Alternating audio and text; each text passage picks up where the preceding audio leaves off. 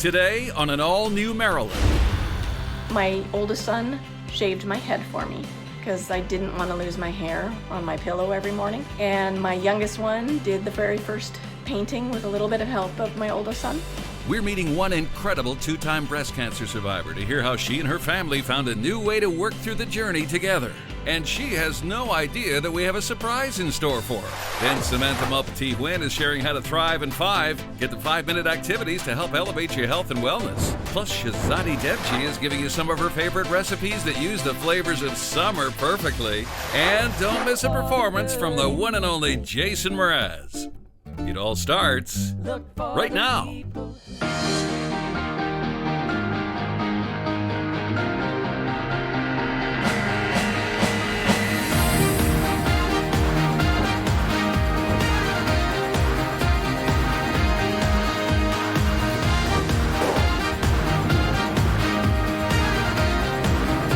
Are you ready? Here's Marilyn. Welcome to the show. You're going to love this one today. To celebrate our 10th season, we are profiling 10 deserving people who are giving back to their communities. Here's the inspiring story of one of our 10 in 10. Hey Marilyn, I'm Lezli Kunze, and I'm a 2-time breast cancer survivor. Healing Head Art is a name that we put to a process that we've been doing with family and friends. It originated back in my first diagnosis when we announced to the children that I had breast cancer. Their first response was, "Are you gonna die like Terry Fox?" We hadn't realized that what was stuck in their mind was just that Terry Fox died. And so we assured them I was not gonna die. I was gonna do my best to fight this. We decided to find a fun way to help them deal with the process. We told them we would actually get Crayola markers, and if I was going to have chemo and I was going to lose my hair, we would use the Crayola markers every Friday night, color mommy's head with markers, and then we found out I didn't need chemo. So my youngest one, he was heartbroken. He burst into tears, and so we decided to paint a pink streak through my hair. And we did that for the 5 years. Then we came to this diagnosis. Definitely, we knew it was going to be chemo. We announced it to them by saying, get out your old Crayola crayons or markers because we're going to be painting mommy's head again. My oldest son shaved my head for me because I didn't want to lose my hair on my pillow every morning. And my youngest one did the very first painting with a little bit of help of my oldest son. And the rest was history. I mean, it snowballed from there. I never needed the precise artwork. It was more about having fun and spending time with family and friends. And about halfway through the 41 head paintings, we decided we needed to come up with a name, and Healing Head Art was born. Cancer is a difficult journey, and Healing Head Art, it's a great way to help change that conversation around cancer. Lezli Kunze is with us right now. How are you? I'm well, thank you. You know, I saw a lot of your postings on Twitter, and I loved your story, and I love everything about this. You're a person not afraid of color, obviously, because look at you now. That's so great. How are you doing? How are you doing with this pandemic? How's the lockdown been for you? As a cancer patient, it's difficult because I'm still going through treatments. Even more, obviously careful about having to be out in public, the masks, not being around people, not wearing masks. So everything is still delivered to home. We're very limited as to how many friends that we've been able to contact with at this point. Right. So and treatments themselves are hard because you have to be pre-screened before you can go to the hospital. Nobody can go with you. Like, it's changed a lot of that kind of stuff and makes it more difficult. I know of a lot of volunteers that sit with people that have cancer, my sister being one of them. And that's a lonely kind of existence when you have to go by yourself and sit by yourself and isolate in the hospital. I would imagine that hits home. It is. It's that part of it is hard. Also the part where you usually, like for me, having somebody with me every time medical information was given to me meant that I could hear it correctly the first time. So that kind of support is also not there. Right. Well, I'm wishing you well through all of this because hopefully we're going to come out of this soon. And we're always, very concerned about that your health and that people, come on, everybody, wear a mask. It's that easy. Do it. Isn't that your message? Yeah. Like it couldn't be easier. For many of us, that's anybody who's in a vulnerable position as far as their health, their compromised systems. The Yeah. masks can help make a difference for us. We'd Oh, like to have a little bit more normalcy too.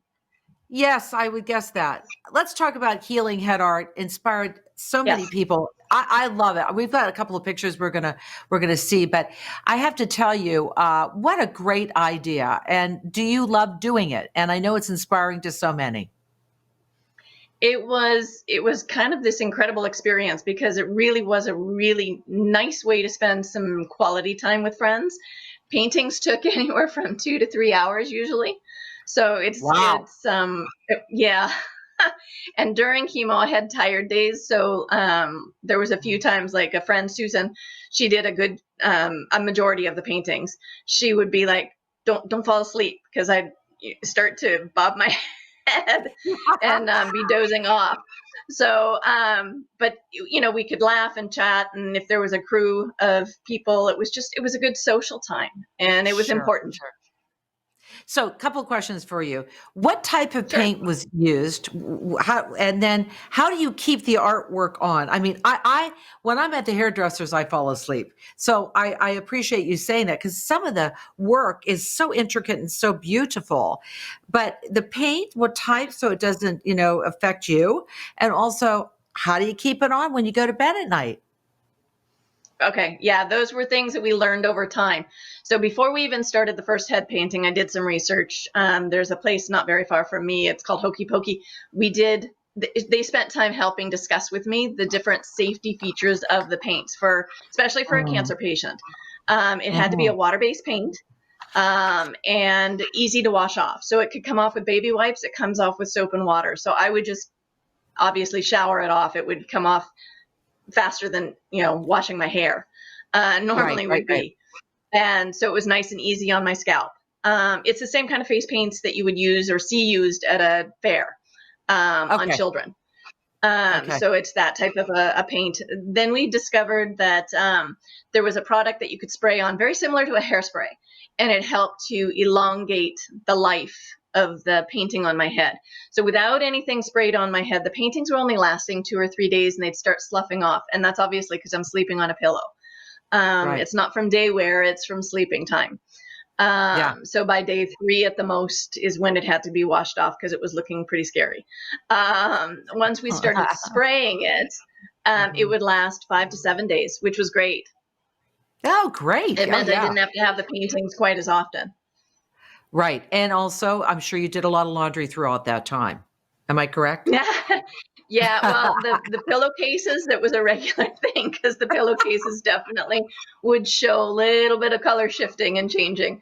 I But it bet. washes off really easy because it's water based. There was no issues with staining. I didn't use a white pillowcase, so I don't know about white, but Yeah. my Yeah. other pillowcases were fine. Well, I love everything about this and I love your spirit. And now you're raising money for kids cancer. Tell us about the Great Cycle Challenge. Great Cycle Challenge. I started it last year, and it was actually before my cancer diagnosis. Mm, While I was preparing for that, I ended up finding out I had cancer. So I did my mhm. cycle challenge last year while going through chemo, and it was an amazing experience. Got to spend some time at Sick Kids, and met one of the kids that was one of their children that they used for helping to talk to people about cancer. And that Right. was an incredible experience. This year, I am still going through treatments, but it's not as Mhm, extensive as the chemo itself. So I have my good days and my bad days. But mhm. I'm actually riding 500 kilometers during the month of August. So it's an accumulative month ride. And yeah, raising funds for that. So anybody who wants to know more about it can go to the greatcyclechallenge.ca website, and just kind of read about some of the kids that they're talking about Yeah. that are going through cancer and Right. chemo, and Right. Hmm. find a way to sponsor there too. Well, It's an Leslie, amazing program. You're an amazing person. That's an amazing thing to do. Your spirit is really, really something else. I really love that. And where are we now in the chemo? We are getting it a couple of times a month. Where are we on that? So every 3 weeks right now, I go into for what drugs are called Herceptin and Perjeta. My body doesn't really deal with them. So it's really a half-day event for me because they also have to give me additional medications for the side effects. So I do that every 3 weeks. In September, it goes into every 4 weeks, once every 4 weeks, and that's for the rest of my life. This was an aggressive cancer, and because it spread, I'm on treatments the rest of my life. So.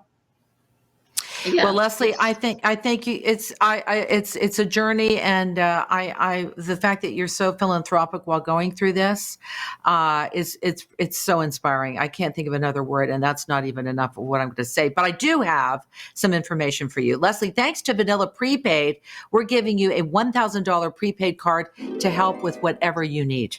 Okay, that caught me off guard.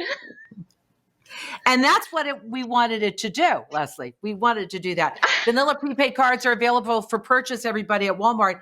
And that's not all. Thanks to Starbucks, Lezli, you're getting $1,000 in Starbucks gift cards. Oh my gosh. Who doesn't love Starbucks? That's one of my favorite places to go. Yay! What do you order at Starbucks, Lezli? What do you order at Starbucks? Usually the mocha or a decaf mocha. Or during the summertime, my special treat is the mocha frappuccino. Well, treat yourself, treat your friends, and thank you so much for sharing your inspiring story with us today. Take care. We are rooting for you, Lezli. Thank you. Thank you so much. And thanks for sharing my story. Oh, absolutely. I'm very inspiring. And we just love having this time to talk to you. Enjoy everything. We do have to take a break. We'll be right back.